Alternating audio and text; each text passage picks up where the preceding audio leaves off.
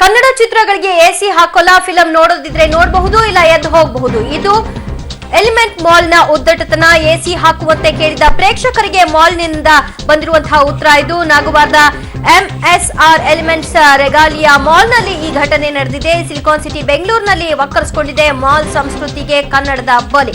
Kannada cinema ಪ್ರೇಕ್ಷಕರು ಅಂದ್ರೆ ಅಷ್ಟೊಂದು ಅಸಡ್ಡೇನಾ ಅನ್ನುವಂತಹ ಪ್ರಶ್ನೆಗಳು ಇದೀಗ ವ್ಯಾಪಕವಾಗಿ ಆಕ್ರೋಶಕ್ಕೆ ಗುರಿಯಾಗಿದೆ. ಕನ್ನಡ ಚಿತ್ರಗಳಿಗೆ ಎಸಿ ಹಾಕಲ್ಲ, ಸಿನಿಮಾ ನೋಡೋದಿದ್ರೆ ನೋಡಬಹುದು, ಇಲ್ಲ ಅಂದ್ರೆ ಎದ್ದು ಹೋಗಿ ಅಂತ ಬೆಂಗಳೂರಿನ ಮಾಲ್ ಇದು ನಡೆಸಿರುವಂತದ್ದು. ನಾಗವಾರದ ಬಳಿ ಇರುವಂತಹ ಎಲಿಮೆಂಟ್ ಮಾಲ್ ನ ಪಿವಿಆರ್ ನಲ್ಲಿ ರಾಜಕುಮಾರ ಫಿಲ್ಮ್ ಶೋ ನ ಅರ್ಧಕ್ಕೆ ಸ್ಥಗಿತಗೊಳಿಸಲಾಯಿತು.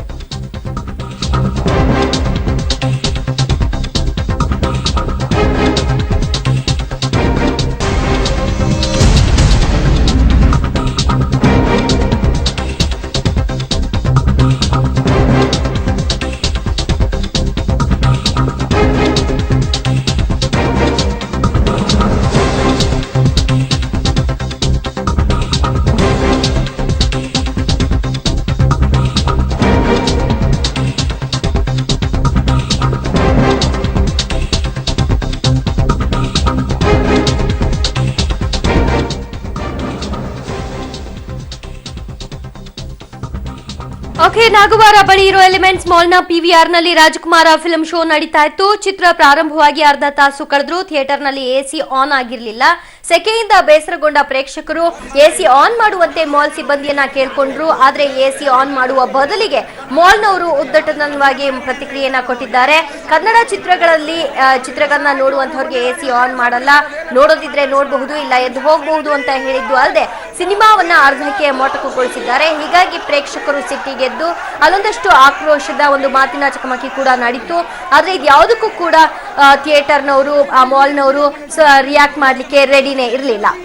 ಕನ್ನಡಿಗರಿಗೆ ಅವಮಾನ ಮಾಡಿದ್ದಾರೆ ಅಂತ ಆಕ್ರೋಶ ಹೊರಹಾಕಿದ್ದಾರೆ. ಗಲಾಟೆ ಜೋರಾಗ್ತಿದ್ದಂತೆ ಚಿತ್ರ ಪ್ರದರ್ಶನ ಸ್ಥಗಿತಗೊಳಿಸಿದಂತಹ ಮಾಲ್ನವರು ಟಿಕೆಟ್ ದುಡ್ಡನ್ನ ವಾಪಸ್ ನೀಡಿದ್ದಾರೆ. ಆದ್ರೆ ರಾಜ್ಯದಲ್ಲಿ ಸದ್ಯಕ್ಕೆ ಭಾರಿ ಸಕ್ಸಸ್ಫುಲ್ ಪ್ರದರ್ಶನ ಕಾಣ್ತಾ ಇರೋ ರಾಜಕುಮಾರ ಚಿತ್ರವನ್ನ ಅರ್ಧಕ್ಕೆ ಸ್ಥಗಿತಗೊಳಿಸಿದ್ದಾರೆ. ಅಂದ್ರೆ ಮಾಲ್ನವರಿಗೆ ಕನ್ನಡ ಚಿತ್ರ ಕನ್ನಡಿಗರಿಗಿಂತ ಎಸಿಯೇ ಹೆಚ್ಚಾಗಿ ಹೋಯ್ತಾ ಅನ್ನುವಂಥದ್ದು ಪ್ರೇಕ್ಷಕರ ಒಂದು ಪ್ರಶ್ನೆಯಾಗಿದೆ.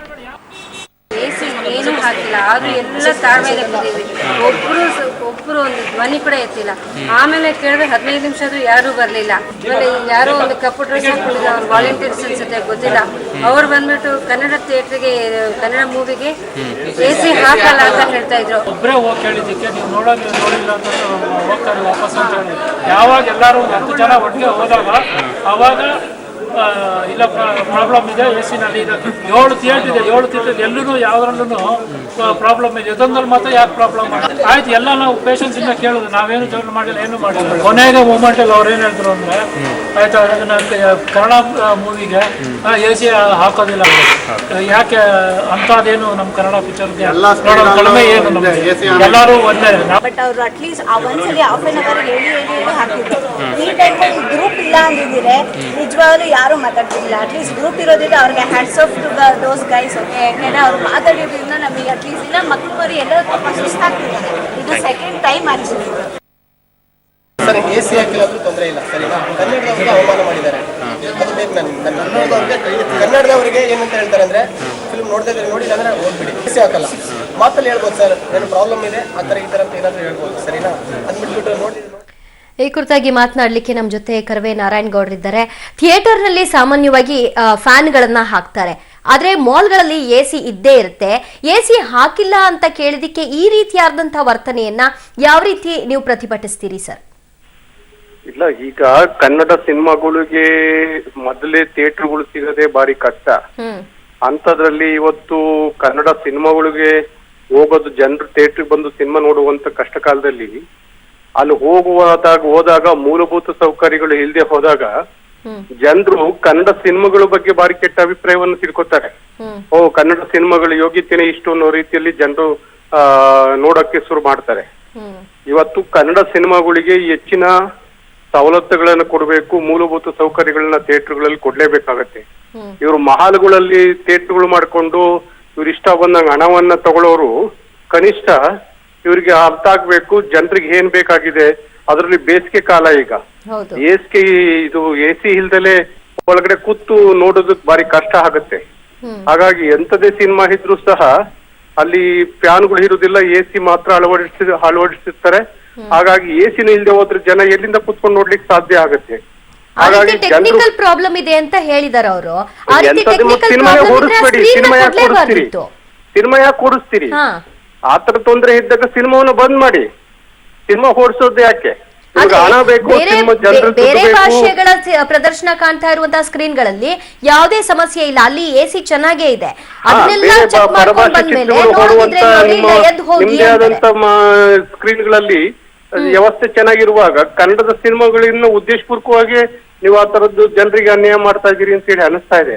ಹಾಗಾಗಿ ಇದನ್ನ ಸರಿಪಡಿಸ್ಕೋಬೇಕು. ಇಲ್ಲದೆ ಹೋದ್ರೆ ನೀವು ಯಾವ ಸಿನಿಮಾವನ್ನು ಓಡಿಸೋದಕ್ಕೆ ಬಿಡುವುದಿಲ್ಲ. ಇವತ್ತು ಕನ್ನಡದ ಸ್ಕ್ರೀನ್ಗಳು ಇರುವಂತ ಥಿಯೇಟರ್ಗಳಲ್ಲಿ ಈ ತರ ಆಗೋದಾದ್ರೆ ಮತ್ತೆ ಯಾವ ಸಿನಿಮಾನು ಓಡೋದು PVR ಇರ್ಬೋದು, ಯಾವುದೇ ಥಿಯೇಟರ್ ಇರ್ಬೋದು, ಇಲ್ಲ ಯಾವುದೇ ಮಾಲ್ಗಳು ಇರ್ಬೋದು, ಯಾವ್ದ್ರಲ್ಲೂ ಸಹ ಬೇರೆ ಭಾಷೆ ಚಿತ್ರಗಳನ್ನ ಓಡಿಸ್ಲಿಕ್ಕೆ ಬಿಡದಂಗೆ ತಡಿಬೇಕಾಗತ್ತೆ.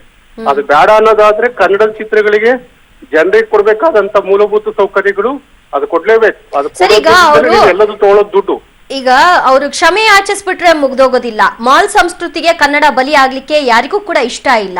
ನಾವು ಏನ್ ಬೇಡ್ಕೊಳ್ಬೇಕಾಗಿಲ್ಲ, ನಮ್ಗೆ ಆದ್ಯತೆ ಕೊಡಿ ಅಂತ. ಅದು ನಮ್ಮ ಹಕ್ಕು, ಅದನ್ನ ಅವ್ರು ಗೌರವಿಸ್ಬೇಕು. ಪ್ರಶ್ನೆ ಅಲ್ಲ, ಅದು ನಮ್ಮ ಹಕ್ಕು. ಹೌದು, ನಮ್ಮ ಹಕ್ಕು. ನಾವೇನು ನಮ್ಗೇನು ಅವ್ರೇನು ಪುಕ್ಕಟ್ಟೆ ಸಿನಿಮಾ ತೋರ್ಸೋದಿಲ್ಲ. ಇವತ್ತು ಎಲ್ಲಾ ಸಿನಿಮಾದ ಟಿಕೆಟ್ ನಲ್ಲಿ ಎಲ್ಲದೂ ಹಾಕಿರ್ತಾರೆ, ಯಾವ್ದಕ್ಕೆ ಎಷ್ಟೆಷ್ಟು ಹಣವನ್ನ ತಗೋತೀವಿ ಅನ್ನೋದು ನಿಗದಿ ಮಾಡಿರ್ತಾರೆ. ಹಾಗಾಗಿ ನೀವು ಕೇವಲ ಕ್ಷಮೆ ಕೇಳ್ಬಿಟ್ಟು ಸುಮ್ಮನೆ ಕೂರೋದಲ್ಲ, ಇನ್ನೊಮ್ಮೆ ಹಂಗೇನಾದ್ರೂ ಆಗಿದ್ದಾದ್ರೆ ಇಡೀ ಎಲ್ಲಾ ಭಾಷೆಯ ಚಿತ್ರಗಳನ್ನು ಬಂದ್ ಮಾಡಿಸ್ಬೇಕಾಗತ್ತೆ. ಸೊ ಈಗ ಯಾವ ರೀತಿಯಾದಂತಹ ಎಚ್ಚರಿಕೆಯನ್ನು ಅವ್ರಿಗೆ ಕೊಡ್ಲಿಕ್ಕೆ ಮುಂದಾಗ್ತಾ ನೇರವಾಗಿ ಹೇಳ್ತೀನಿ, ಈಗ ಇದು ಮೊದಲನೇ ಬಾರಿ ಅಲ್ಲ ಸರ್, ಹಿಂದೆ ಕೂಡ ಈ ರೀತಿ ಆಗ್ತಾ ಇತ್ತಂತೆ. ಈಗ ಒಂದಷ್ಟು ಯುವಕರ ಗುಂಪು ಇದನ್ನ ಪ್ರತಿಭಟಿಸಿದೆ. ಜನರು ಅಷ್ಟೇ, ಜನರು ಸಹಿಸ್ಕೋಬಾರ್ದು. ಜನರು ಅಲ್ಲಿ ಪ್ರತಿಭಟಿಸ್ಬೇಕು, ಅದು ಸರಿಪಡಿಸುವಂತ ನೋಡ್ಬೇಕು. ಸಿನಿಮಾಗೆ ದುಡ್ಡು ಕೊಟ್ಟು ಹೋಗುವಂತ ಜನರು ಸಹ ಅದನ್ನ ಸಹಿಸ್ಕೊಂಡು ಬರೋದು ಸರಿಯಲ್ಲ. ಯಾಕಂದ್ರೆ ಹಣ ಕೊಟ್ಟು ನೀವು ಸಿನಿಮಾ ನೋಡ್ಲಿಕ್ಕಿಂತ ಹೋಗಿರ್ತೀರಿ, ಮನರಂಜನೆಗೆ ಅಂತ ಹೋದಾಗ ಅಲ್ಲಿ ಕಿರಿಕಿರಿ ಆಗತ್ತೆ ಅನ್ನೋದಾದ್ರೆ AC ಇಲ್ದಲೆ ಜನರು ಸಹ ಪ್ರತಿಭಟಿಸ್ಬೇಕಾಗತ್ತೆ. ಯಾವುದೇ ಕಾರಣಕ್ಕೂ ಆ ಥಿಯೇಟರ್ ನ ಮಾಲೀಕರು ಯಾರಿರ್ತಾರೆ ಅವ್ರ ಬಗ್ಗೆ ಕ್ರಮ ತಗೋಬೇಕಾಗತ್ತೆ. ಓಕೆ, ಅಂದ್ರೆ ಈಗೇನು ಆ ಮಾಲ್ ನ PVR ಬ್ಯಾನ್ ಮಾತಾಡ್ತೀನಿ, ಆ ಮಾಲೀಕರಿಗೆ ನೇರವಾಗಿ ಮಾಲೀಕರಿಗೆ ಎಚ್ಚರಿಕೆ ಕೊಡ್ತೀವಿ. ನೀವು ಇದೇ ತರ ನೀವು ಕನ್ನಡದ ಸಿನಿಮಾಗಳನ್ನ ಈ ರೀತಿಯಲ್ಲಿ ಈ ಕೆಟ್ಟ ವ್ಯವಸ್ಥೆಯಲ್ಲಿ ಜನರ ಮುಂದೆ ತರೋದಾದ್ರೆ ನಿಮ್ಮ ಯಾವುದೇ ಥಿಯೇಟರ್ಗಳು ಸಹ ನಡೀಲಿಕ್ಕೆ ಕರ್ನಾಟಕ ರಕ್ಷಣಾ ವೇದಿಕೆ ಬಿಡಲ್ಲ ಅನ್ನೋದನ್ನ ನೇರವಾಗಿ ಹೇಳ್ತೀವಿ. Okay, yes sir, thank you public TV ಜೊತೆ ಮಾತನಾಡೋದಕ್ಕೆ.